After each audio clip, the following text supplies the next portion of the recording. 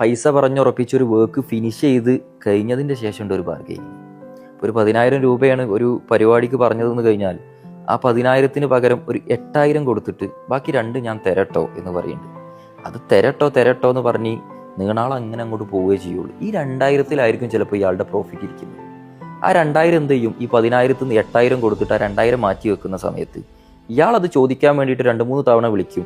അപ്പോൾ മറ്റാൾ എന്താണ് ഒരു 2,000 അല്ലേ എന്നുള്ള ലെവലിൽ ഒരു നിസ്സാരമായിട്ട് അത് അങ്ങോട്ട് തള്ളിക്കളയും. പക്ഷേ ഈ പറഞ്ഞ വർക്ക് എടുത്ത ആൾക്ക് കിട്ടുന്ന പ്രോഫിറ്റ് ആ 2,000. ഇയാൾക്കത് വാല്യുബിൾ ആണ്. മറ്റേ ആൾക്ക് 10,000-ന് 8,000 ഞാൻ കൊടുത്തു, 80% ഞാൻ കംപ്ലീറ്റ് ചെയ്തു.